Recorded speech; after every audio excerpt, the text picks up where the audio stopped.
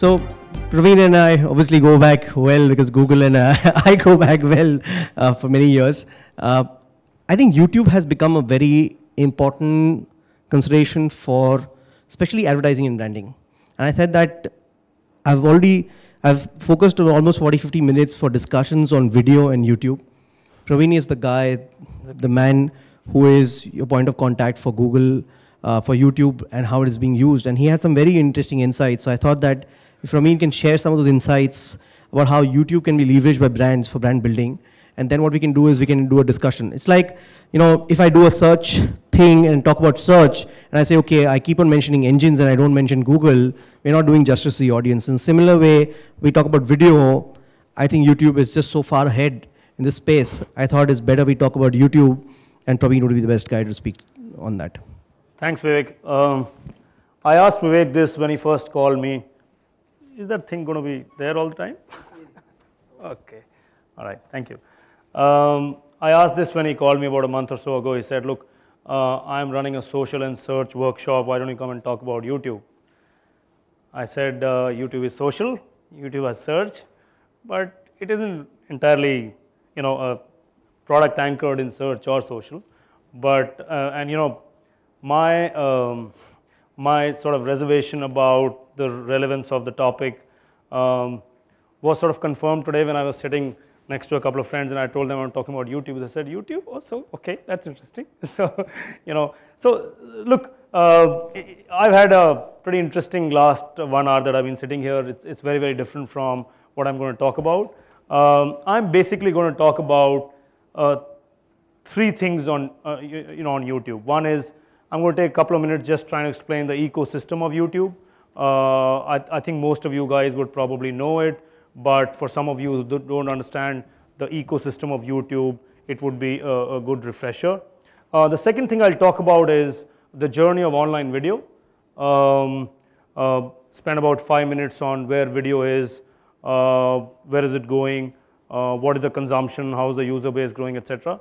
And finally, I think the bulk of the presentation, about 15 minutes or so, I'll spend on what should marketers care about on when it comes to online video and YouTube. Yeah, so there are basically 4 stakeholders in the YouTube ecosystem. Clearly, there's the user, and they want to watch what they love. There's the advertiser. Advertiser wants to advertise against relevant content.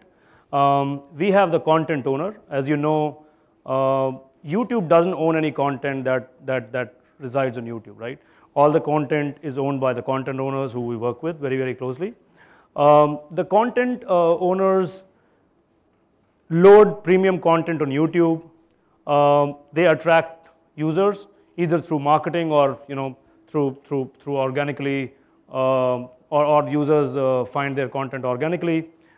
Claim copyright content put up by users. Now this is a fairly interesting piece, and I'll sort of speak about this a little bit. And finally, it is Google. Google monetizes partner content, shares revenue with content owners, and protects content copyright. So I think out of this entire piece, I think most things are reasonably obvious. The one thing that I want to spend a little bit of time on is content owners claim to content which is being put up by users, right? So, you know, after all, every day there are millions and millions of videos which are uploaded by users on YouTube, and some of these videos are actually owned by content owners and not owned by users. And content owners need to have a technology by which they should be able to know that this content is owned by them, and they should be able to claim it, and they should allow Google to then monetize it. Yeah. You know, Google has invested in this technology called Content ID. This technology basically allows allows content owners to claim the content that is put up by users on YouTube, and ultimately allows then Google to monetize it and therefore get part of that revenue that the monetization brings. I'm going to play this clip, which is basically about a 2-minute clip. It will explain what the product is, and this will go a long way in helping you understand exactly what this technology is about and how we are working with the content partners to make sure that make sure that they get the revenue that they deserve. No matter what kind of our rules, fans pay tribute to a new hit song they love or their favorite movie or TV show by uploading videos to YouTube that use Should we play it again? Is it the way?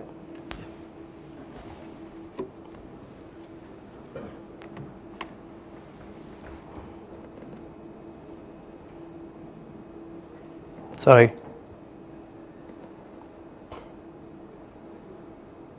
No matter what kind of video creator you are, copyright directly impacts the videos you make and the way you use YouTube. Today, millions of people around the world upload their own videos to YouTube. They document world events, create home movies, and make their own independent films. And sometimes, even though it's against our rules, fans pay tribute to a new hit song they love or their favorite movie or TV show by uploading videos to YouTube that use content created by others. So how can copyright holders identify these uses of their content on YouTube, control them, and even take advantage of these new forms of user distribution? The answer is Content ID, a system we've built that gives copyright holders choices about whether and how their content is shown on YouTube. Here's how it works. Copyright holders give us copies of their audio recordings and videos that they want us to look for on YouTube. We call these copies reference files and put these files in a database. This database contains over 3 million files, from pop songs to full-length movies. Every time you upload a video to YouTube, we quickly compare it against every reference file in our entire database, looking for a match. Content ID can identify audio matches, video matches, partial matches, and can even identify a match when one video's quality is worse than the other. Each time Content ID finds a match, we do what the copyright holder asks us to do with that video. Either block it, leave it up, or even start making money from it. With over 24 hours of video uploaded to YouTube every minute, Content ID works around the clock and scans over 100 years of video every day. It's like 36,000 people staring without blinking at 36,000 monitors all day, every day. Now, copyright management is easy and accessible for everyone. Artists can let fans reuse their content, and fans can create promotional and business opportunities for their favorite artists, making Content ID a true win-win that enables new forms of creativity and collaboration around the world. You can learn more about Content ID by going to youtube.com/t/contentid. Yeah, so this begs the question, Praveen, that using Content ID, can I target specific videos? So this video is the one where I want to show my ad and no other video? you're a content owner?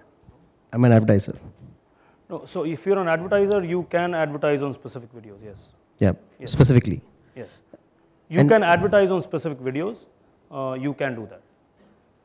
But Content ID is basically, the idea of Content ID is, look, I'm Yash Raj Films, I own rights to DDLJ.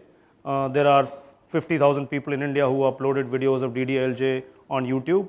How would Yash Raj Films, how would I as Google protect Yash Raj Films content copyright? I would have Content ID. So the minute a user uploads a video of DDLJ, the system will be able to recognize that and give a signal to Yash Raj. Yash Raj will then claim that content. Google can then monetize this content. As you know, we do not monetize user content, user-generated content. We only monetize partner content. Yeah. So we monetize partners' original content. We also are able to monetize partners' claimed content. Right. So it helps us monetize. It helps the content owner because it protects his rights, and he also makes some money because we are able to monetize that content. So this is basically very good for the ecosystem. We are, the only thing you need to do as a content owner is you need to upload the original content for us to be able to give you that signal that there are so many videos which are owned by you but are actually uploaded by some other user, some random user on the net. So I think that is the only. So Praveen, this is I think very exciting because like my marketing cap on, right? So let's say I am Tanish Jewelry and I want to target, let's say brothers who are going to give the sisters a gift for the Rakhi. So every single Rakhi video on every single movie would be an interesting way to make sure that whenever that Rakhi video is being watched, my ad shows up out there. So this is, look, like I said, this is not for advertisers. This is for the content partner ecosystem.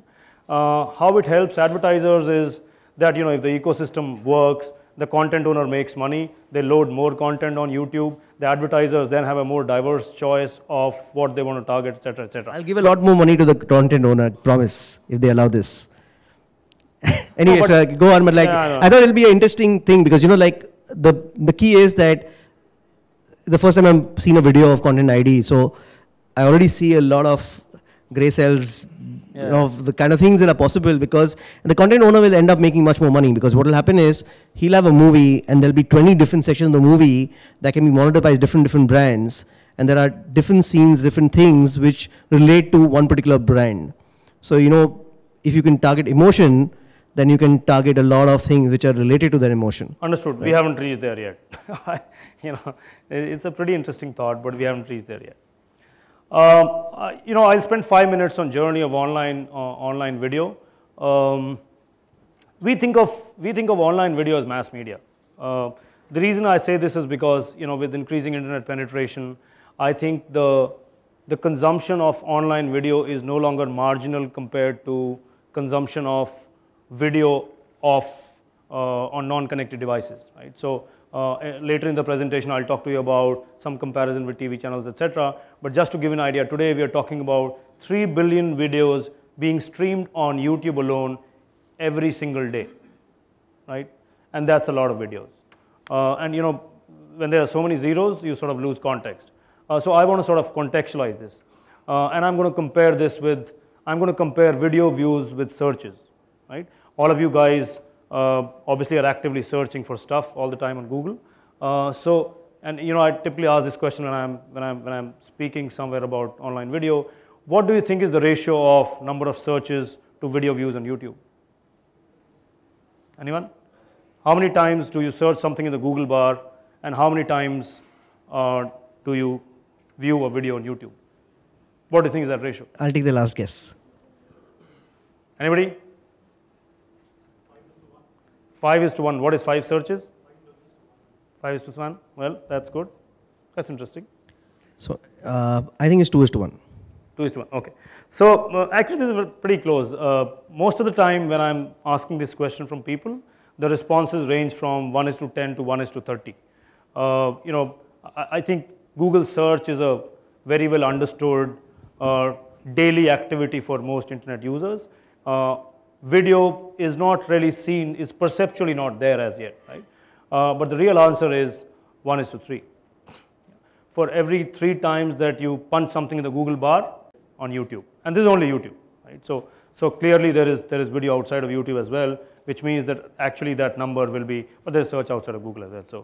So that sort of compares favorably. So which is why we say that online video is already mass media. And it's already growing. It's growing, and this data is India. I have 2 charts here. We usually have 2 metrics to monitor the health of YouTube on consumption, right? One metric is views. What is the view growth on YouTube? And the second metric is user growth, right? As you can see, in the last 1 year or so, the consumption on views has been about 100%, right? So we are talking about 100% growth on video views from January last year to January this year.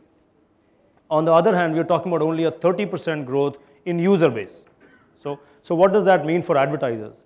What it means is very clearly that your current users of YouTube are actually consuming a lot more videos than they were consuming yesterday, right? So clearly consumption is growing much faster than user base. And user base at 30% is probably at about 5 to 10% delta on internet growth of user base, right? So ComScore says we have about 25 million unique users, and that's what I'm quoting here, and it says we've grown about 30% year on year on user base. So the clear manifestation for advertisers is not just to consider reach when they are looking at online video as a platform to deliver their communication, but also to look at consumption for these audiences. Of course, then the issue is if if we are talking about 30% user growth, at some level we should, at some stage we should also discuss what are the next levers of internet growth. In India, clearly, that's going to happen on two dimensions. One could be device, which is mobile, and the second could be content. I think much of internet today is English language, and I think we'll have to have a lot of content ecosystem develop in vernaculars for us to actually grow that. Maybe true for video as well, although video consumption is not really limited to English. The good news is that the barriers to adoption of YouTube in particular are actually, and I'm using YouTube really for online video here, since YouTube in India and elsewhere in the world is a fairly strong market share of overall video views. I'm sort of using them interchangeably. So the barriers are reduced. We did a survey sometime last year, about 8 to 10 months ago, and what we got was that 43% of the people are saying that we don't consume online video because my internet connection is too slow. There's latency, there is buffering, etc. Some people are not interested in content. Now we are trying to resolve some of these issues. Some of these are ecosystem issues. Some are specific to YouTube. So there's increasing broadband and net access. The growth of smartphones in the country from 13 million installed base in 2011 to about 32 million installed base in 2012. So that, and most of that is on 3G. Then dramatic ramp up in content quality in the coming months. I have a slide on this, and I'll talk about what we are doing on getting new and premium content on YouTube. So some of the adoption issues are also getting addressed. So we don't really expect the trajectory of growth either on consumption or on user base to actually slow down. I want to talk a little bit about consumption on desktop and mobile for video. So on the left, you have a chart which says, which gives you basically the growth of desktop views on YouTube and the growth of mobile views on YouTube, right? And I can tell you as a total proportion, mobile was at about 16% of video views compared to desktop starting last year. 12 months later, that number is 29. So 29% of all YouTube video views actually come from mobile today. If you ask a layperson on the street, he'll put that number to 5%, but that number is actually 29% and growing every day. Yeah. So that's India data. What we have on the right is another chart. This is a Mary Meeker chart, 2010. You'll know about Mary Meeker. She's claimed that 69% of mobile internet growth will be actually driven by video in 2014, right? That number is fairly strong even today, but by 2014 that becomes the main driver for mobile internet, right? So we're looking at mobile actually accounting for 29% of video views for YouTube in India, and then we have a projection by Mary Meeker where she says 69% of mobile internet growth will come from video. So clearly mobile is where a lot of action is going to happen in the next 2 to 3 years. Switching gears a little bit, coming down specifically now to YouTube, we've discussed a little bit of ecosystem, we've discussed a little bit of online video. Several of you, most of you would have noticed that there has been some change in the way our YouTube homepage now looks. Most of you, anybody particularly keen on giving me feedback on how it looks? What is different? What is potentially YouTube and Google trying to do with the new homepage look? Anyone? No. Okay. So let me start by giving you a glimpse of what this is about. The new homepage look of YouTube and overall YouTube philosophy for us is about making the video experience of users more personal, more relevant, and more social. So the site redesign that you've seen, that you've observed in the last couple of months is actually to ensure that users who are logged in, and this is specific for users who are logged in, get a more social, more relevant, and more personal user experience. Let me explain the program. Let me explain the homepage to you. Usually we have a homepage master on top, but just to make this clear, I'm giving you a stripped off version of the page. So we've broadly divided this into three columns, right? On the left side you have what we call a programming guide, right? So this is where you will have all the channels on YouTube that you've subscribed to, right? So you can go onto YouTube and you can subscribe to a bunch of channels across categories, and I'll explain that in the next slide of what are the categories where you can choose channels from, etc., etc. So you can potentially subscribe to T Series, Rajshri, UTV, etc., etc. A bunch of our Bollywood partners, sports partners, etc. And you can and those are the channels that you're interested in and keen on. The middle column is basically is your YouTube feed, right? It's a bit like think of this also a bit like your Facebook and a Twitter feed. So what you get here is all the updates on the channels that you've subscribed to, right? So if you subscribe to T Series and T Series loads a new video because they've launched a new film, music of a new film, then that will be seen here, right? And it also gives you activity, right, of your friends on Facebook and Google, right? Google Plus. So for instance, if you have a Google Plus account and some of your friends are sharing YouTube videos on Google Plus, then that will be featured here, right? Similarly, if you sync your Facebook account with YouTube, then all the videos that your friends share with you on Facebook will also be featured here, right? So a combination of all this, which is updation of your channels, syncing with Facebook and with G+, means that you're really getting everything to do within your world of video is actually assimilated in this one column and actually shown to you. And finally, we have on the basis of your consumption in the past few days or past few weeks, you have YouTube's recommendation on what you should what you can potentially watch, right? So this is basically the new site redesign. You can choose channels across product categories. So what I have for you now is actually this is film and entertainment. So these are all the channels in film entertainment that you can potentially subscribe to, and then you'll get feed for these channels, right? And then you can also choose stuff like cookery, health, family, beauty and fashion, etc., etc., right? So the list goes on. So this is what we've done with the new look and redesign of the site to make it more, like I said, more social and more personal. What should advertisers care about in the next section? I'm going to cover basically in the next 10 odd minutes. We have 10 odd minutes, right? The first thing that comes to my mind, and when we speak to clients, is scale. Does YouTube have scale, right? I think some of that has been demonstrated in the one video to 3 searches example. What we've also done, like I mentioned in the past, is we've done some comparison of YouTube and television. It was hard. It was hard simply because there is no common currency, right? I mean, online video has different metrics and television has different metrics, so it was hard for us to compare. But what we got it down to, a common metric called time spent. So what we have here is daily time spent in million man minutes, and on that YouTube scores actually fairly well. It is the 7th largest TV channel on urban youth. So it has got scale, right? And this is represented well across the country, right? On the left you have a chart which is from IMAI. It says 47% of internet traffic comes from less than 1 million towns, right? So we are hitting about a 50% mark on less than 1 million town traffic. On the right you have traffic map of a YouTube property called YouTube Box Office.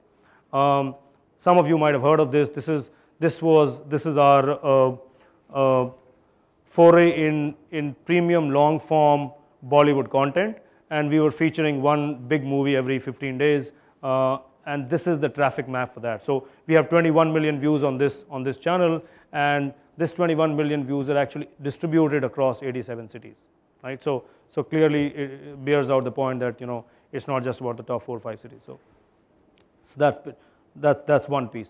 What else do advertisers care about, right? Great ad products. This is something that I'd spend 2-3 minutes on. This is a very, very interesting and one of the most significant ad products that we've launched on YouTube in the last several quarters and maybe in several years. The history for this really is that most advertising, if you think, is intrusive. We work on advertising models which force users to watch advertising, right? TrueView is actually a product where you allow a user to choose the advertising he wants to see and to skip advertising that he does not want to see, right? It's a great product, and it aligns incentives across users, advertisers, and content owners, right? So users choose relevant ads, skip others. So you choose the ad you like. If you like that, you see it. If you don't like that, don't see it, right? Advertisers pay on cost per view, right? So they pay for the most relevant view because the user has actually chosen to watch that video. Content owners are very happy because there is always some abandonment rate of any pre-roll of any in-stream advertising, which means that if you have a forced view on a video and you have an ad before the video rolls on, then some users will always drop off. So if that percentage was 10%, that now comes down to 6%, right? So content owners therefore are able to show are able to get the video view that. Yeah. So TrueView aligns objectives, aligns incentives across users, advertisers, and content owners.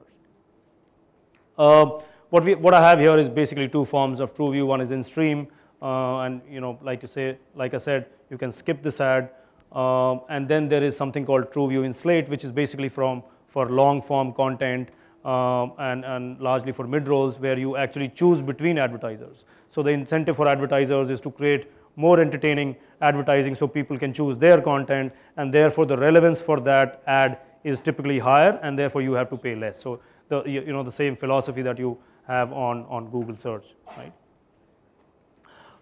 Moving on. So this was the ad product, and we've also created a great platform called AdWords for Video. We launched it about 2 months ago.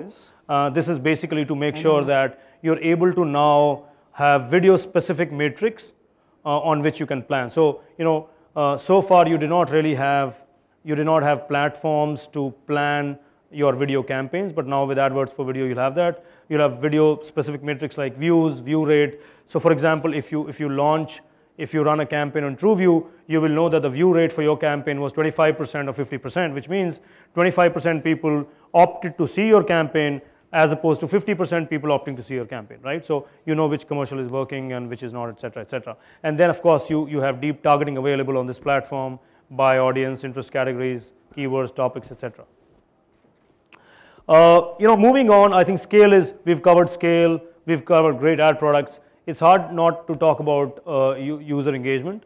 I think the clear difference between what we see online and what we see offline is online you actually choose the ads you want to choose, the content that you want to see, which is not necessarily the case with offline non-connected devices. And a very good measure of how engaged users are is what people do around, what is the activity around watching a video. And this was a question, and this is basically coming from our YouTube profiling study which was done in Asia Pacific, and this is the India scrub of that data. Basically about 57% people watched another related video, 65% people searched on YouTube for a related video, right? So clearly there is a lot of activity around watching that video, which means that clearly people are a lot more engaged. Wanted to cover give you a couple of case studies and examples of breakthrough creativity that YouTube allows. I have two examples here which I'm going to quickly play. They are fairly self-explanatory. This is a Coke Studio. This is a Coke Studio ad which was recorded. It will have audio a little later. We've sort of recorded the entire process. So basically what you have is on the home page you have multiple videos you can play. You can actually refresh videos after every hour, which means that if you have a lot of video content, then you can actually run it on YouTube's homepage. And then as MCD brings you Sharma. Music मेरे लिए एक natural feeling है, मेरे genetic system में music है. Fusion music बहुत interesting है. Being a singer, I pay special attention to the way it's being sung, the way it's been expressed. Bollywood music is the best example of fusion music. Given the opportunity to perform or jam with a folk musician, I'd love to perform with a Bengali folk artist. Coke Studio at MTV.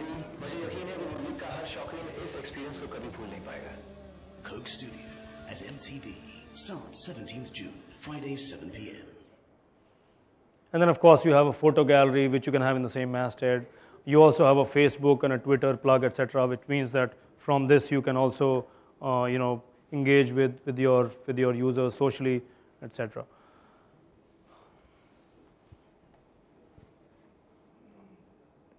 The second example I have is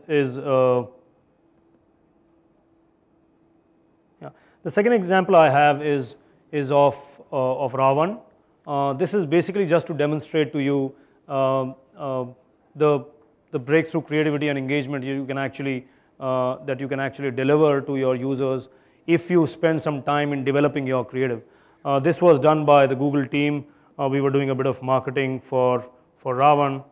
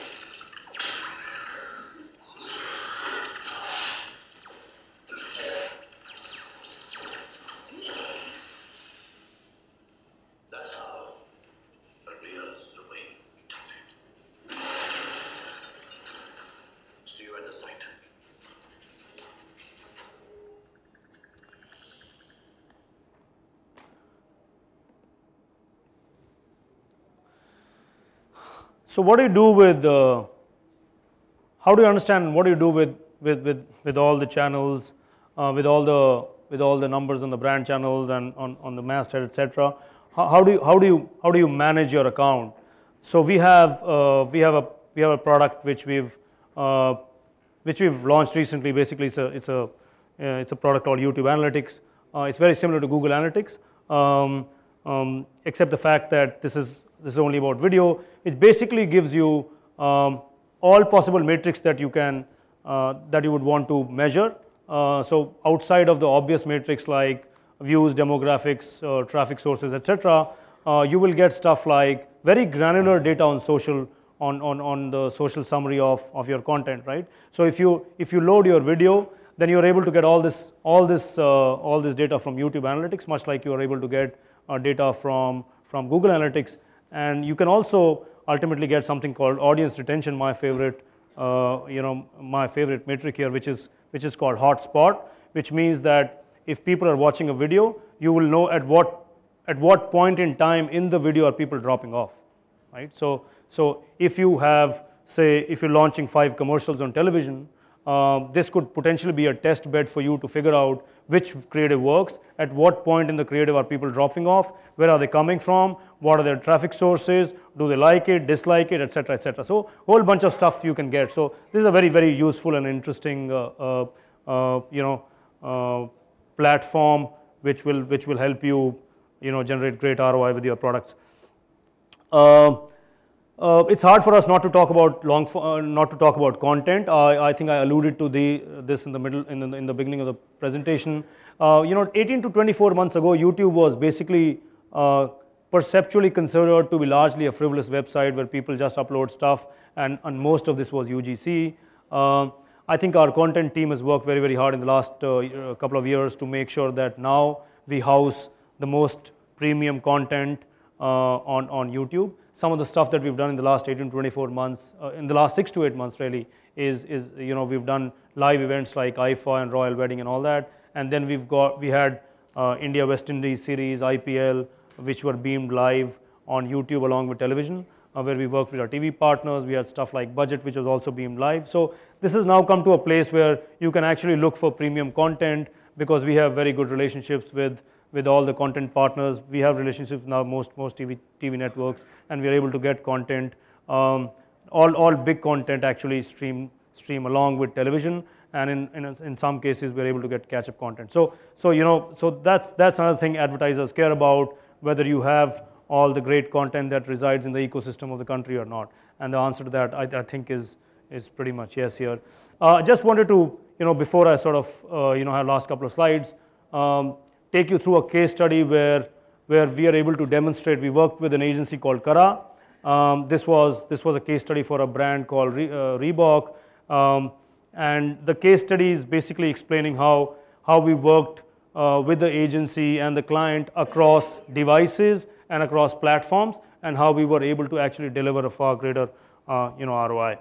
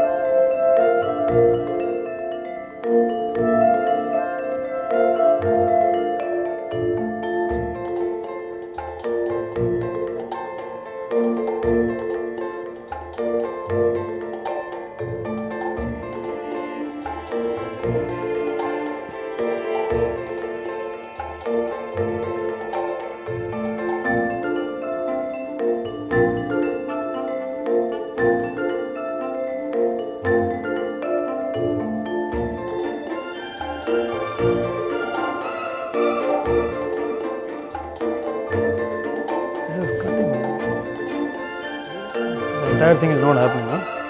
Cuts. It's cutting. The entire thing is not happening.